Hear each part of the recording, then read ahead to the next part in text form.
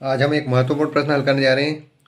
Video को पूरा देखिएगा, अच्छा लगे लाइक कीजिएगा, कमेंट कीजिएगा और शेयर कीजिएगा। चैनल को सब्सक्राइब करना ना भूलें ताकि नोटिफिकेशन द्वारा महत्वपूर्ण प्रश्न तुरंत आपका भेजा जा सके। प्रश्न है, त्रिभुज ए बी सी में कोण ए 60 डिग्री है, कोण बी 50 डिग्री है, तो कोण सी का मान ज्ञात कीजिए।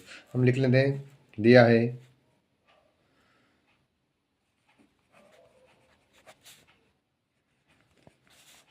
त्रिभुज ए बी सी में कोण ए इक्वल 60 डिग्री, कोण बी इक्वल 50 डिग्री, कोण सी इक्वल ज्ञात करना है।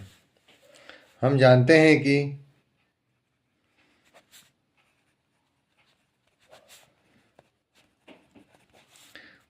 त्रिभुज में कोण ए प्लस कोण बी प्लस कोण सी इक्वल होता है 180 डिग्री।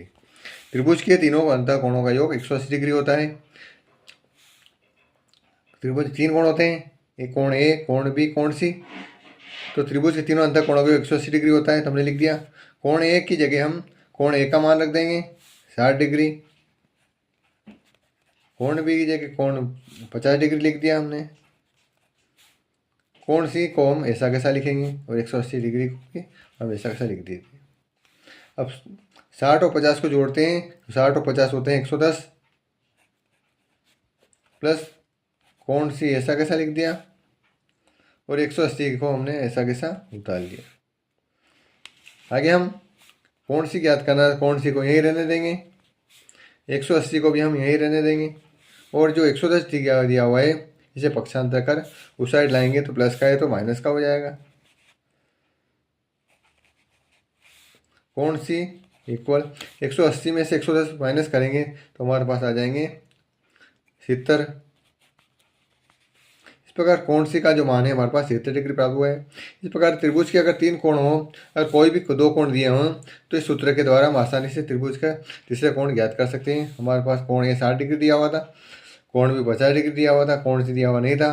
तो हमने ये 60 और 50 को जोड़ा तो 110 आए और 180 में से घटा दिया तो कोण सी 70 डिग्री प्राप्त हुआ। तो त्रिभुज के तीन अंतः कोणों का योग हमेशा याद रखना कि त्रिभुज में तीन कोण होते हैं, त्रिभुज में तीन कोण होते हैं और तीनों कोणों का योग 180 डिग्री होता है।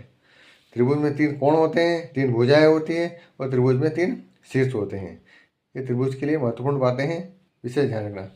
इस प्रकार से हमने हल करा। वीडियो को पूरा देखने के लिए धन्यवाद। इस प्रकार हमारे चैनल के साथ बने रहिए और महत्वपूर्ण प्रश्न पाते रहिए। धन्यवाद।